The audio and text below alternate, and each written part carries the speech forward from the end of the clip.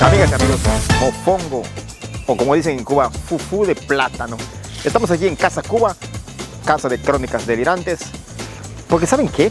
Seguramente su abuelita de ustedes les habrá dado para que coman unos arrocitos blancos con su huevito y sus platanitos fritos.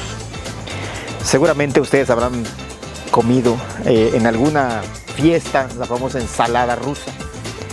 Estas comidas se deben a las migraciones que ha habido entre Yucatán y Cuba, y de Cuba para Yucatán. Pero creo que debemos ver el video, ¿no? Mientras yo veo que si saboreo este fufú, mofongo.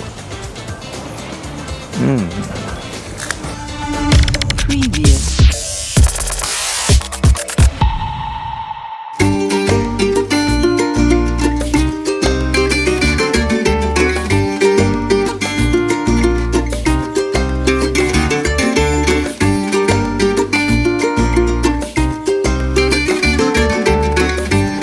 Las relaciones que tienen yucatecos y cubanos datan inclusive desde antes de la llegada de los españoles. Se dice que la expedición de Francisco Hernández de Córdoba partió de La Habana hacia esta parte y encontró Cabo Catoche. De hecho, la historia cuenta que Hernández de Córdoba se encuentra en Cabo Catoche con los indígenas mayas, y cuando él pregunta cómo se llama este lugar que estoy viendo, le contestan Uyutam. Él entiende Yucatán, pero lo que en realidad estaban diciendo los indígenas era hoy como habla. Hernández de Córdoba viene de Cuba porque La Habana ya estaba fundada.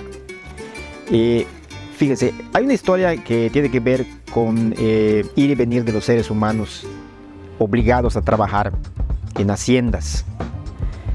Entonces, empiezan a traer los cubanos, gente de África, para que trabaje ahí con ellos en las plantaciones de la caña de azúcar. Pero hay un momento en el que también recurren a la mano de obra de aquí y empiezan a irse mucha gente, porque hay investigaciones arqueológicas en Cuba que han demostrado evidencias del traslado de gente de la península de Yucatán hacia allá. Inclusive hay un investigador, Carlos Borges Ursáiz, ha encontrado familias de apellidos mayas viviendo en las orillas de La Habana, porque se los ha llevado desde muy pronto. Todo este tráfico de personas se dio durante la colonia, y más aún se dio inclusive en el siglo XIX. Hay un censo de personas documentado por la doctora Victoria Novello, investigadora del CIESAS de la Ciudad de México, que en 1861 el registro indica que hay más de 1000 yucatecos viviendo en La Habana, y fíjense, los tienen clasificados como gente de raza blanca. Para ese censo, la raza blanca estaba representada por europeos, por chinos y por yucatecos. Es decir, no estaban yendo los indígenas a La Habana, estaba yendo gente rica.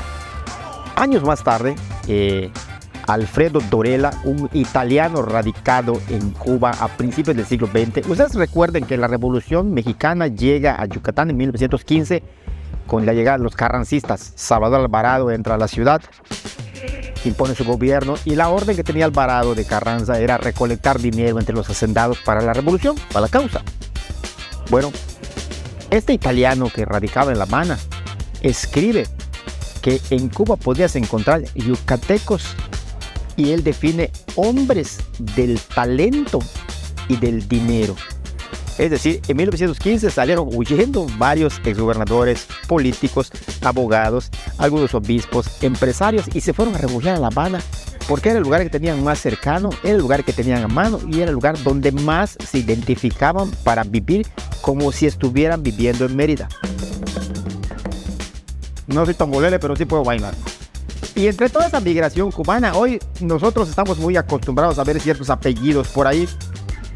De hecho, los dueños de los que fueron, y digo fueron porque ya no lo son, los dos principales periódicos de aquí de Yucatán, son los Menéndez, descendientes de don Rodolfo Menéndez de la Peña, don Carlos Menéndez González, y pues esos de los periodistas de renombre aquí en Yucatán. La familia Menéndez ha estado ligada al periodismo, y hay otras familias que también han estado ligadas al poder, porque el poder no solamente es el gobierno, el poder también es el poder fáctico, los empresarios, los que tienen el dinero. Por ejemplo, ustedes ven esas gasolineras por ahí. Ahí le voy a hacer la publicidad, a ver si luego le pasamos la cuenta a Pepe Loret. Los Loret de Mola. Los Loret de Mola llegaron de Cuba. Y uno de ellos llegó a ser gobernador de Yucatán, Carlos Loret de Mola Mediz, su hijo Rafael Loret de Mola Vadillo y su nieto, el tan odiado por Andrés Manuel, Carlos Loret de Mola. Por cierto, Andrés Manuel y Carlos Loret de Mola fueron empleados de Mario Menéndez Rodríguez. Creo que por eso se odian. Bueno, no sé. También hay otros apellidos que vinieron de Cuba. Por ejemplo, los Recio. El diputado Enrique Recio fue constituyente de 1917. Es más, colaboró con la constitución que ahora nos rige en el país y llegó a ser gobernador de Yucatán. Es decir, dos descendientes directos de cubanos, Carlos Loret de Mola, el abuelo, y Enrique Recio, descienden de cubanos que llegaron a ser gobernadores de Yucatán. Otro apellido muy ilustre también aquí en Yucatán llegó de Cuba, los Urzáiz. Eduardo Urzáiz fue el primer rector fundador de lo que hoy es la Universidad Autónoma de Yucatán. Él encajó muy bien porque trajo las ideas estas de la educación para transformar la sociedad, cosa que hoy no veo que estén haciendo. Hoy solamente quieren transformar la sociedad de otro modo.